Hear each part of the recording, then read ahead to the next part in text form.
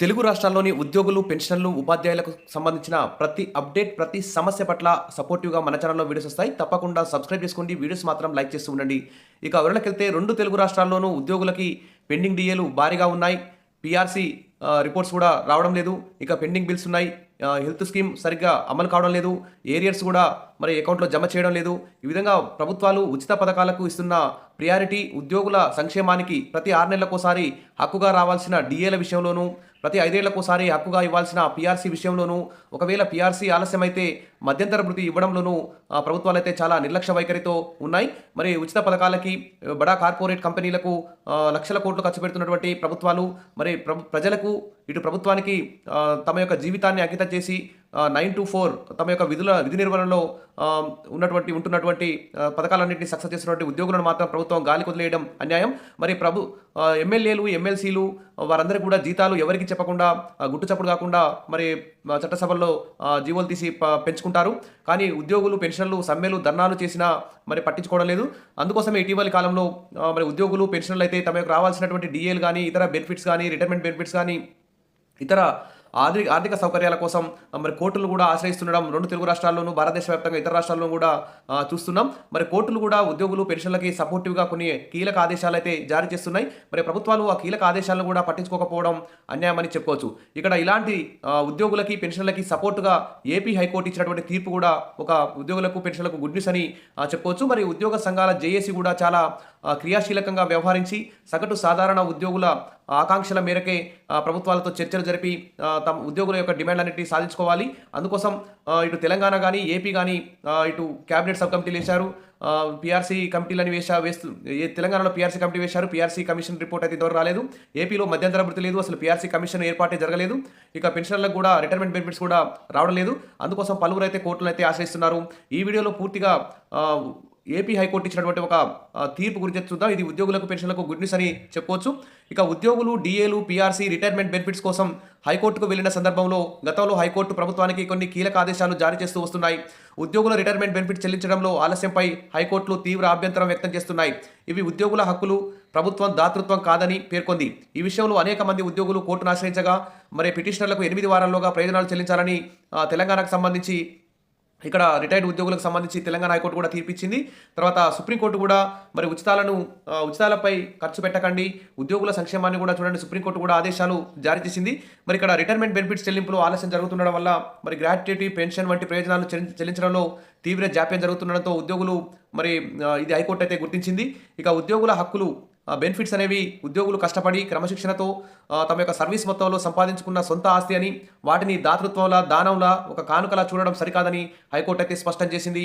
ఇక హైకోర్టు ఆదేశాలు పిటిషనర్లకు 8 వారాల్లోపు retirement benefit చెల్లించాలని కూడా తెలంగాణ హైకోర్టు కూడా ఆదేశించింది గతంలో. మరి పాత తీర్పుల ప్రభావం, గతంలో సుప్రీంకోర్టు ఇచ్చిన ఒక తీర్పు ప్రకారం ఉద్యోగ విరమణ చేసిన ఉద్యోగులందరినీ సమానంగా చూడాలని, చివరి జీతంలో 50% సమానమైన పెన్షన్ ఇవ్వాలని స్పష్టం చేసింది. కానీ ప్రభుత్వాలు ఇప్పుడు సిపిఎస్ అని, ఎన్పిఎస్ అని ఈ విధంగా రకరకాల పెన్షన్ పథకాలు తీసుకొచ్చి ఉద్యోగులు అయితే తీవ్ర నష్టానికైతే గురి చేస్తున్నాయి. ఇక ఈ ఆలస్యాల వల్ల ఉద్యోగులు అయితే ఇబ్బందులు పడుతున్నారు. అందుకే ఉద్యోగులు గతంలో కొన్ని రాష్ట్రాల్లో అయితే రక్తంతో లేఖలు రాసి ప్రధానమంత్రికి పంపించారు. మరి ధర్నాలు చేసిన పీఆర్సీలు, డీఏలు ఇవ్వడం లేదు, సమ్మెలు చేసిన ఐఆర్లు ఇవ్వడం లేదు, మరి వినతి పత్రాలు ఇచ్చిన మరి పెండింగ్ బిల్స్ ఇవన్నీ కూడా విడుదల చేయడం లేదు. మరి ఎవరికి చెప్పుకోవాలో అర్థం కాని పరిస్థితిలో మరి ఉద్యోగులు, పెన్షన్లందరూ కూడా మరి ఇక్కడ హైకోర్టును అయితే ఆశ్రయిస్తున్నారు. మరి ఇక్కడ ఏపీ హైకోర్టు అయితే ఆర్థిక పరిస్థితి బాగోలేదని రిటైర్మెంట్ బెనిఫిట్స్ ఆపలేరు, టర్మినల్ బెనిఫిట్స్ దాతృత్వం కాదు, అవి ఉద్యోగులు, పెన్షన్ల యొక్క హక్కు, ఆస్తి అని చెప్పేసి ఏపీ హైకోర్టు కీలక ఆదేశాలు జారీ చేసింది. ఎన్నో ఏళ్ల పాటు సేవలు చేయించుకొని ప్రయోజనాలు ఇవ్వకపోవడం అమానవీయమని, రాజ్యాంగ విరుద్ధం కూడా అని, అవి ఉద్యోగుల జీవనోపాధిలో అంతర్భాగం, నలుగురు ఉద్యోగులు బెనిఫిట్స్ను 10% వడ్డీతో చెల్లించండి అంటూ ఏపీ రాష్ట్ర ప్రభుత్వం, డీసీసీబీలకు ఏపీ హైకోర్టు అయితే ఆదేశాలు జారీ చేసింది.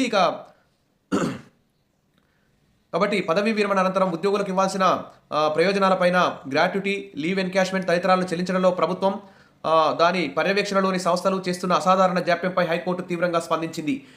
ఎన్నో ఏళ్లు సేవలు చేసి మరి సేవలు చేసిన వారికి రిటైర్మెంట్ బెనిఫిట్ చెల్లించకపోవడం చట్టవిరుద్ధమని ఏపీ హైకోర్టు అయితే తేల్చి చెప్పింది. ఇక టర్మినల్ బెనిఫిట్స్ ప్రభుత్వాల దాతృత్వం కాదని, అవి ఉద్యోగుల హక్కాన్ని కూడా డిమాండ్ చేసింది. పదవీ విరమణ చేసిన 16 ఏళ్లకు కూడా ఉద్యోగులకు టర్మినల్ బెనిఫిట్స్ చెల్లించకపోవడంపై విస్మయం వ్యక్తం చేసింది. ఆ ఉద్యోగులు వడ్డీతో సహా బకాయిలను పొందేందుకు అర్హులని హైకోర్టు అయితే తేల్చి చెప్పింది. ఇక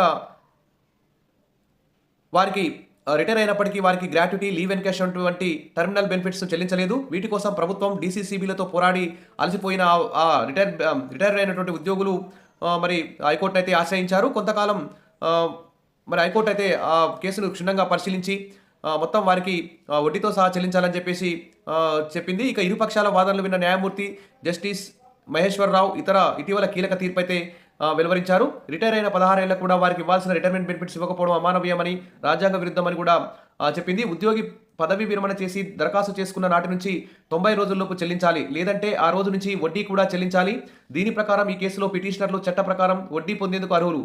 ఇది యజమాని విచక్షణపై ఆధారపడి ఉండదు. గ్రాట్యుటీ, లీవ్ ఎన్కాష్మెంట్, ఇతర ప్రయోజనాలను పిటిషనర్లు లేదా వారి కుటుంబ సభ్యులకు 10% సంవత్సర వడ్డీతో చెల్లించాలి. ఫ్యామిలీ మెంబర్ సర్టిఫికెట్లు పరిశీలించి ఆ తర్వాత 8 వారాల్లో చెల్లించాలి.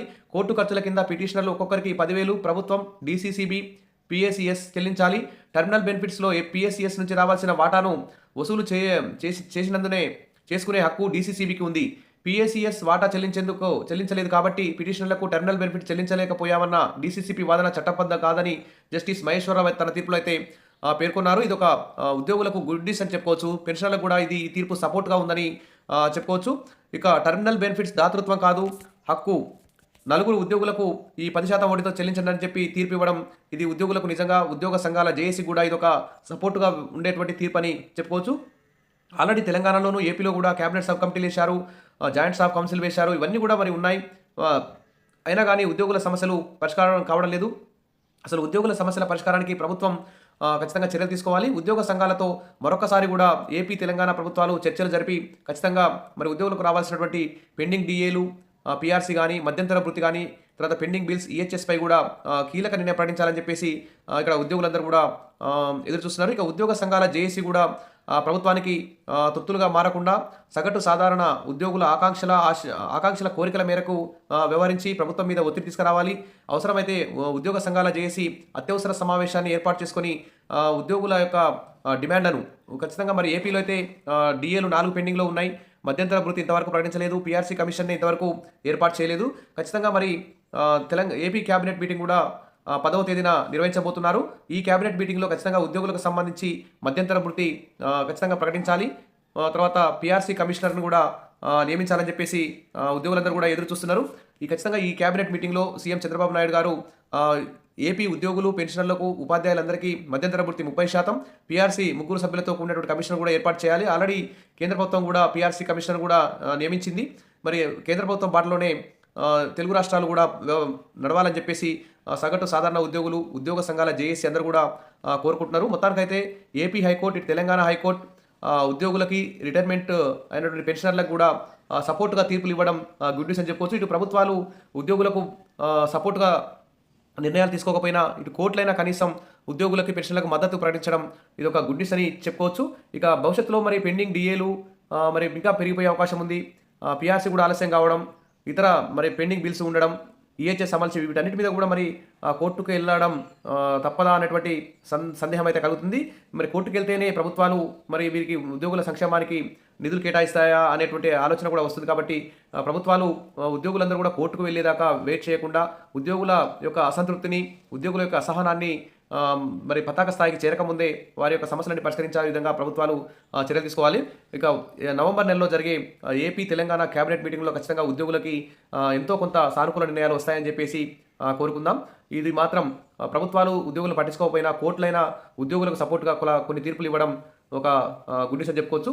మరి కోర్టు తీర్పుల యొక్క బలంతో, వాటి యొక్క ప్రోద్బలంతో ఉద్యోగ సంఘాల జేఏసీ కూడా ప్రభుత్వం మీద కొంచెం ఒత్తిడి తీసుకురావడానికి ఉద్యోగ సంఘాలకు కూడా కొంచెం వెసులుబాటు కలిగే అవకాశం ఉంది. కాబట్టి ఉద్యోగ సంఘాలు స్వార్థం లేకుండా ఉద్యోగుల యొక్క ఆకాంక్షల మేరకు, ఉద్యోగులు ఇప్పటికే లక్షలు నష్టపోతున్నారు కాబట్టి ఒక ఉద్యమ కార్యాచరణ, ఒక అత్యవసర మీటింగు, సరే ఏం చేస్తే ఆర్థిక సమస్యలు పరిష్కారం అవుతాయనే అంశాల మీద కూలంకషంగా చర్చించి కీలక నిర్ణయం తీసుకోవాలి. ప్రభుత్వాలు కూడా ఉద్యోగుల పట్ల సానుకూలమైన నిర్ణయాలు తీసుకోవాలని ఆశిస్తూ, విషయాల మరిన్ని అప్డేట్స్ కోసం మన ఛానల్ని సబ్స్క్రైబ్ చేసుకోండి. వీడియోస్ అయితే లైక్ చేసి ఉండండి. Thank you.